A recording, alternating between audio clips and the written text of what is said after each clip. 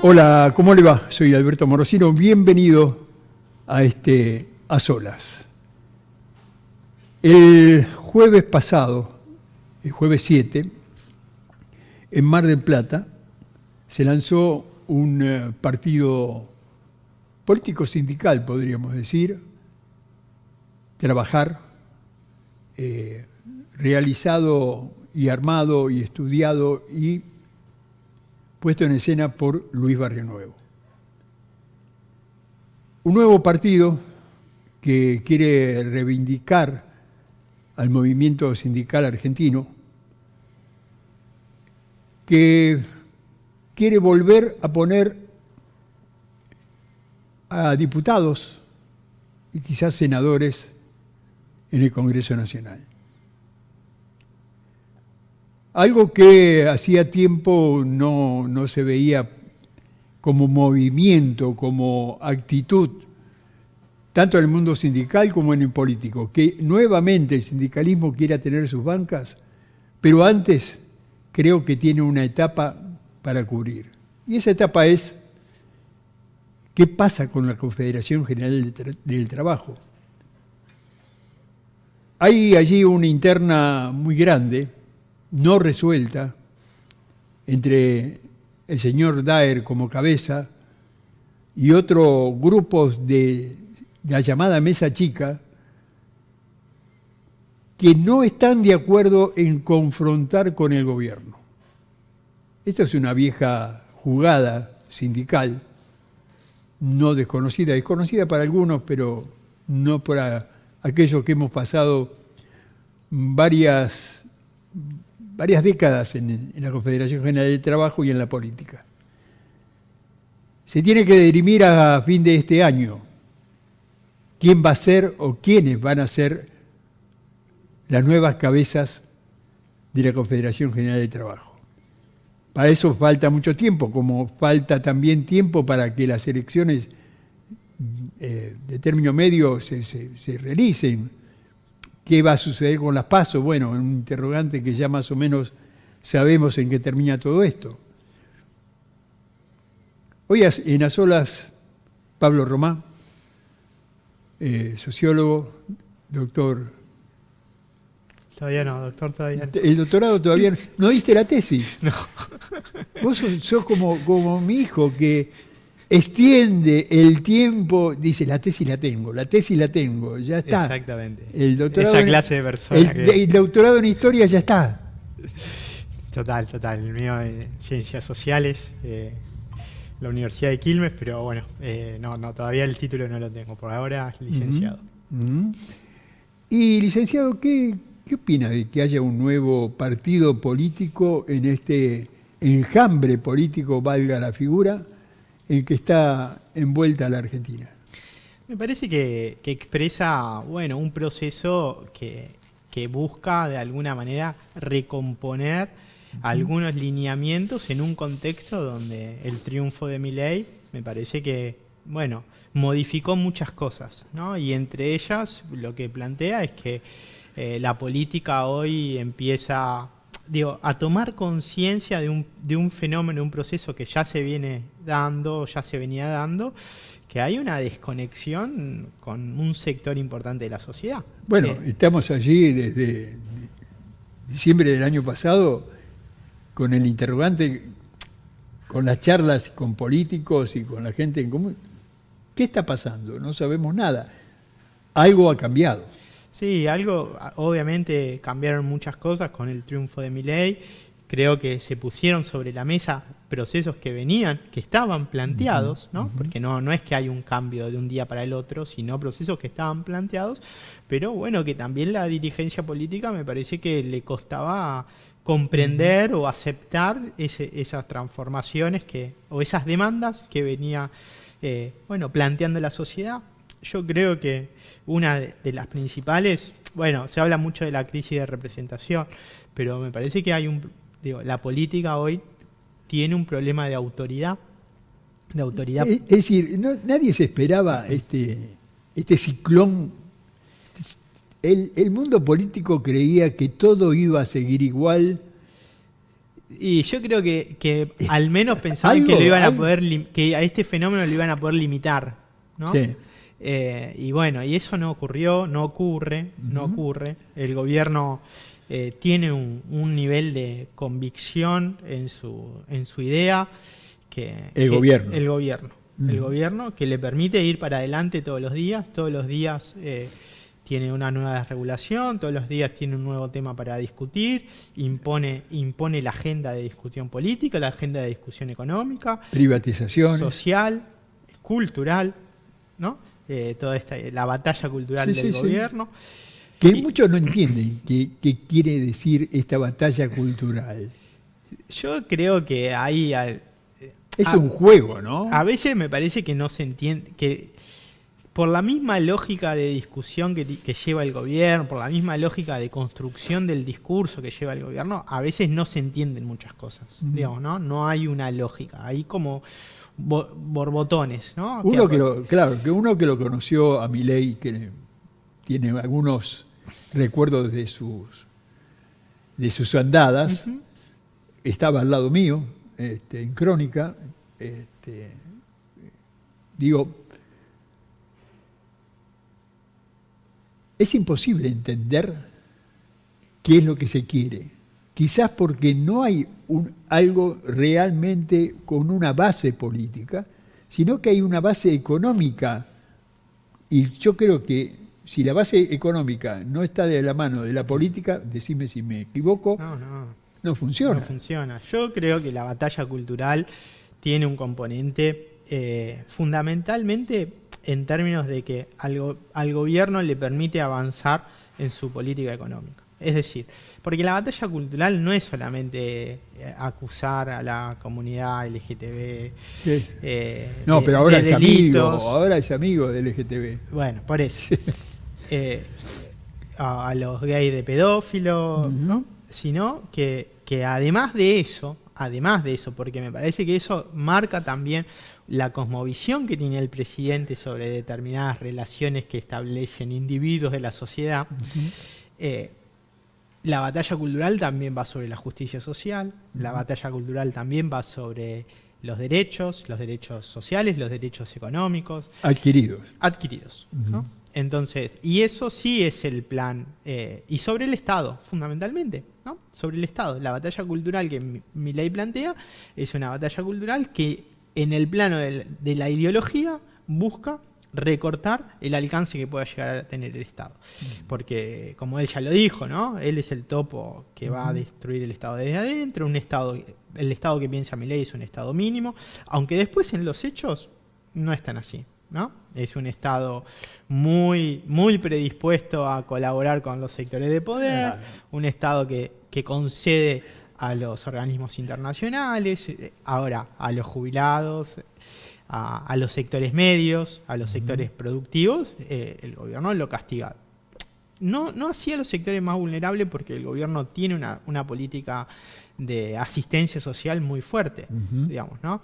Y ahora el gobierno entró en este año en una fase que, bueno, obviamente tenemos que ir conociendo mucho de esa fase, que es la fase electoralista, ¿no? Un gobierno que está dispuesto a no perder votos a través de decisiones, cosas que también Milei ha dicho otra cosa, es decir, ¿no? Esto de nosotros vamos a arrasar con el ajuste más grande de la historia. Bueno, al funcionario que dijo que iba a subir la edad de jubilación, lo echó.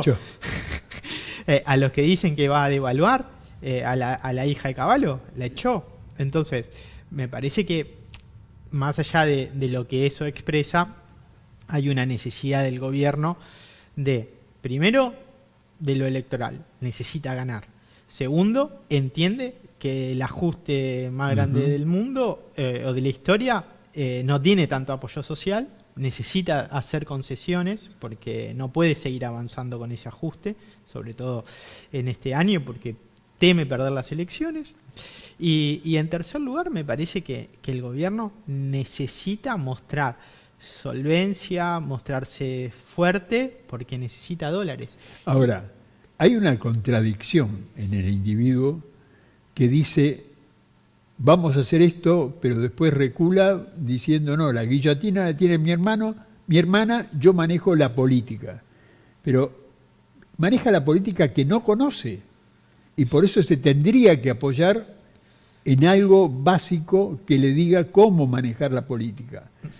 Pero creo, por lo menos lo que uno ha investigado y charlado, es que no tiene mucho funcional alrededor como para hacer eso. Sí, yo creo que no conoce la política, ahora ejerce políticamente desde un lugar que para la política es muy importante. Milei es una persona que ejerce claramente su autoridad. Sí, sí. Claramente le ejerce. Quizás le cuesta más los consensos, los acuerdos, la rosca. Quizás esa parte de la política le cuesta más, ¿no? Las mediaciones. Ahora, hay un aspecto que bueno, ¿qué es lo que le falta a la política? O cuando uno mira el gobierno de Alberto Fernández, es lo que le falta, que es la autoridad. La autoridad para tomar decisión, la firmeza para sostener una decisión, ¿no? Recordemos el caso de Vicentín, el caso de la hidrovía en el gobierno de Alberto Fernández. Un titubeo permanente, tomando decisiones y retroceder. Y acá Milei no conocerá demasiado la política, la forma, la rosca, tendrá malos modales, pero ejerce una autoridad. Ejecuta y eso lo fortalece.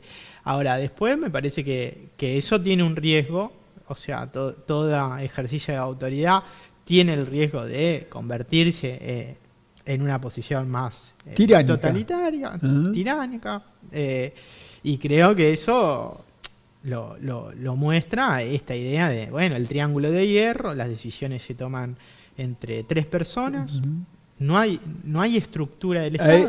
A eso me refería. Ni de gobierno. No.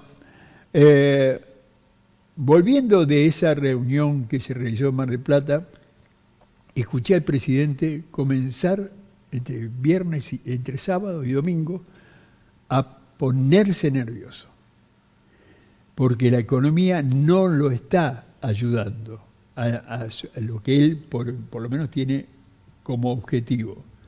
Y de manera tal que se vio que hay una fuerte lucha con el señor Caputo, una fuerte lucha, y los valores argentinos cayeron el día lunes. ¿Sí? Y esto parece que no se puede revertir mucho. Es decir, va a Estados Unidos a buscar dinero, pero con este planteo que hay, me parece que va a tener problemas el señor Milei. Sí, y además su amigo Trump le pone aranceles a la exportación de hierro. Sí. Me parece que ahí hay una tensión. El gobierno... el consenso que el gobierno ha tenido con los sectores del poder económico ha sido el ajuste y el disciplinamiento sobre los trabajadores, los sectores medios, ¿no? Eso es lo que Milei vino a aportar distinto al resto. Eso obviamente Cristina Fernández de Kirchner lo hizo al revés. Macri no lo hizo, Alberto Fernández no lo hizo, y Milei vino a darle a los sectores del poder económico el disciplinamiento de los sectores trabajadores, ¿no? Una apropiación del ingreso inicial enorme y sostener ese ingreso ahí, a la baja, donde, bueno, todo lo demás sube, creció, después vemos los ritmos, ¿no? Si lo financiero, lo productivo, pero... Año 1930 en Argentina. Eso es lo que Milei tiene para dar. Y yo creo que Milei teme quedarse solo con eso, es decir, que solamente tenga para dar ajuste, porque necesita para otra cosa, para como él dice, ¿no? Reconfigurar la economía argentina y que el RIGI funcione y que vengan las inversiones y que venga... Sí, lo que le interesa es la economía. Néstor Kirchner manejaba la economía con una libretita de almacenero, esa vieja figura que pasaba por Olivos, ¿no? Es decir, manejando, diciendo, ¿cómo estamos acá? ¿Cómo estamos acá? ¿Cómo estamos acá? Pero no olvidaba que en esas columnas también estaba la parte solidaria con los trabajadores y esto no está. Esto no está en estos momentos. Vos me decís que tiene un apoyo solidario Milei en ciertos sectores de acción social. Sí, hoy con la tarjeta, la UH, digamos que... Estaba, todo lo que estaba. No, estaba, pero digo, al quitarle también la intermediación... Sí, otro tema. Es otro tema, otra discusión. Y en eso me parece que, bueno, que el gobierno también fortalece algunos apoyos, ¿no? Cuando uno, por ejemplo, miraba la marcha que se gestó después de las declaraciones de Milei en Davos, ¿no? La marcha antifascista, estaban todos los sectores que se sienten de alguna manera afectados, atacados por Milei, Sí. ¿no? La comunidad LGTB, sectores de la sociedad discapacitados, trabajadores estatales, Clase media, docentes universitarios, investigadores de CONICET. Ahora, no estaban los movimientos sociales, no estaban los repartidores y no estaban sectores importantes de los trabajadores. Entonces uno podría decir, bueno, en ese sector que no estaba, se siente interpelado por la política del gobierno, de alguna manera todavía. Todavía tiene esperanzas, todavía cree que puede funcionar, que la baja de la inflación es un aspecto positivo del gobierno y hay que darle confianza, que la idea de reducir el déficit fiscal es importante, que la idea del superávit fiscal es importante. Bueno, que son los logros que Milei ha venido mostrando este año en base a un ajuste, ¿no? El sector bonaerense te diría, ¿y con qué cómo?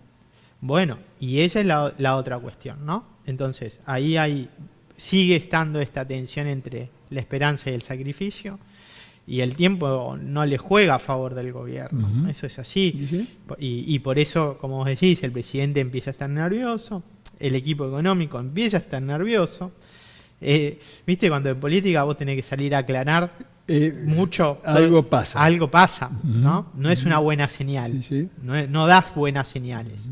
Cuando el presidente, en vez de mostrarse calmo en una entrevista, empieza con los tics, empieza con... Che, no hablen, por ejemplo. Por ejemplo, ¿no? Con los sabotajes, con esto y con lo otro. Y bueno, por eso te da digo, señales que algo no está fluyendo como ellos por eso te esperan. digo, el fin de semana dio una pauta de lo que estaba sucediendo y después con la entrevista que hizo en América 24 dio ya el panorama completo de que este señor está muy nervioso. Y en política, si te enojas, perdés. En la vida, si te enojas, perdés, ¿no? Es así, es una ley de la vida. Sí. Y bueno, yo creo que hay una tensión. Aparte, la discusión del año pasado era, bueno, vienen las elecciones norteamericanas, si gana Trump va a ayudar a Milei, ganó Trump, bueno, cuando asuma Trump va a ayudar a Milei, bueno, ahora... Cuando va ahora... Cuando va ahora... Y Trump le pone aranceles, Milei quiere tratado de libre comercio, y a veces parece todo tan confuso, tan inentendible, Exacto. ¿no? Sin una coherencia. A río revuelto, ganancia de pescador. Que, viste, a veces cuesta entenderlo, Es pero me parece que habla también un poco de la lógica de cómo el presidente piensa, porque hoy un día sos amigo del presidente y otro día sos enemigo. Ahora, yo ayer comentaba, bueno, ¿qué va a pasar con Trump? Digo, algún día Trump será un impresentable como Caballo, como muchos amigos. Cuando no le dé los créditos necesarios. Me traicionó Trump. Va a decir, perdóneme, me traicionó Trump. No puedo hacer absolutamente nada. En estos pocos minutos que nos quedan, porque tendríamos que tener más tiempo, pero lo necesario para que ellos puedan tener más o menos un panorama de lo que estamos charlando aquí. Los números hoy, señor consultor. No, los números todavía es un poco temprano. En la provincia de Buenos Aires, nosotros hicimos 2 escenarios, ¿no? En diciembre del año pasado. Un escenario con todas las fuerzas disgregadas, es decir, el PRO por un lado y la Libertad Avanza por el otro. Y ahí vemos que Unión por la Patria, Cristina Fernández de Kirchner, Sí. Kicillof, Massa, ¿no? Este armado tenía cerca de 38, ¿no? Es un número, ¿eh? Es un número importante, muy importante para la provincia de Buenos Aires. La Libertad Avanza 23, 25 y el PRO 10, ¿no? ¿Qué iba a pasar con ese señor? Ahora, hicimos otro escenario con la alianza Libertad Avanza PRO y ahí te da 38-38, digamos, ¿no? Más o menos. El número en sí me parece que hoy no tiene tanta significación. Claro. Sí que hay una necesidad de alineamiento de lo que es la base electoral del PRO con el gobierno. Creo que la tensión kirchnerismo-antikirchnerismo sigue estando muy presente. El gobierno la trabaja. Bueno, el gobierno ahora va a presentar un proyecto de ficha limpia que básicamente busca la proscripción de 20 horas de sesión en el Congreso de la Nación. Y bueno, entonces ahí se arma todo también otro escenario, pero lo que marca es que el gobierno le está costando, en la provincia de Buenos Aires le está costando. Es un buen número el del gobierno, no es un mal número, pero por sí solo no puede revertir el esquema. Exacto. Además, a ver si me quedan unos minutos. El señor Macri está que no quiere comer más milanesas con el señor Milei. Está complicado ese panorama, aunque el señor Macri no sé si representa hoy totalmente al PRO. No, me parece que hoy Macri está en una tensión. Hay muchos dirigentes que están dando pasos hacia la Libertad Avanza, sobre todo en la provincia de Buenos Aires, intendentes el ex intendente y de Lanús, ¿no? El ex intendente de Lanús, bueno, el de 3 de febrero, Valenzuela. Bueno, Santilli, Santilli quiere jugar de enlace, de puente entre el PRO y la Libertad Avanza, no quiere ir en contra de la Libertad Avanza, y así muchos, ¿no? Entonces, para Macri es una situación, yo creo que Macri va a tratar de salvar la ciudad de Buenos Aires, y me da la sensación, y después, bueno, lo demás habrá que ver qué pasa. ¿Cuáles son los partidos políticos hoy que se acercan a las consultoras para saber de qué manera se va a actuar? No, te diría que todos. Se acercan, pero no dan otra señal. Hay acercamientos, hay una necesidad también de, por un lado, de conocer el fenómeno, la naturaleza del fenómeno. Para la política le cuesta, no tiene categorías y herramientas para entender el fenómeno y cómo actuar sobre este fenómeno de las extremas derechas, ¿no? Tanto en Argentina como a nivel global. Mundial. Ahora, digo, los políticos argentinos pareciera ser que no son muy estudiosos, que siempre creen que tienen en su mano la bandera del triunfo y no se dan cuenta que en algún momento lo pueden perder por no estudiar el panorama general, el yoísmo, ¿no? Sí, el dirigente político siempre tiene un optimismo muy importante, una confianza propia también importante, que eso, bueno, pero que también es necesario para hacer política, digamos, ¿no? Porque una cosa es el dirigente político y otra es el intelectual, digo, ¿no? El que se permite dudar, el que se permite reflexionar, el político tiene la necesidad y también la condición de la acción, digamos, ¿no? No tanto de la reflexión. Y bueno, y esa es un poco las condiciones en las que estamos. Pablo, muchísimas gracias por tu tiempo. Creo que tendremos que volver a analizar qué es lo que nos está pasando. Vamos a dejar pasar unos meses porque está todo que no está todo puesto en la mesa. Sí, obviamente, volvemos a charlar. Para mí es un placer charlar con vos, Alberto, y a disposición. Y sí, el escenario político es un escenario siempre muy dinámico, muy complejo. Cuando se dice complejo, es difícil de entender. Exactamente. Es difícil de entender, digo, porque si no, bueno, complejo. Es difícil de entender, para analizar necesitas también un nivel de atención muy grande. Y bueno, acá estamos, charlaremos en cualquier momento. Gracias por tu tiempo. Gracias también a ustedes por dejarnos entrar en su hogar para tratar temas como estos que nos interesan a todos. Dios mediante, la semana próxima nos volvemos a encontrar en esto que hemos llamado A Solas.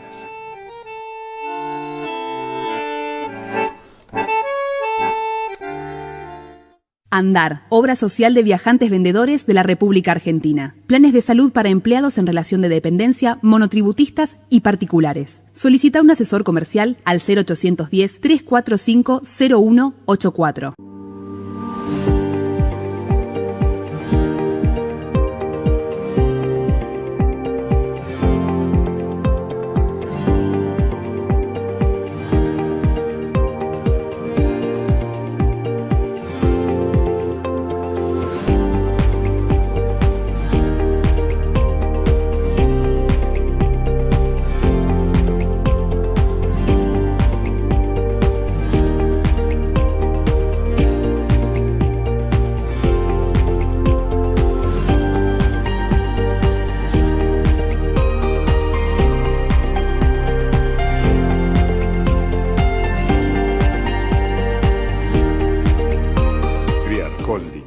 Desarrolladores de inversión, tu puerta de entrada a Europa. Sé parte de inversiones inmobiliarias en Barcelona, adaptadas a tus posibilidades.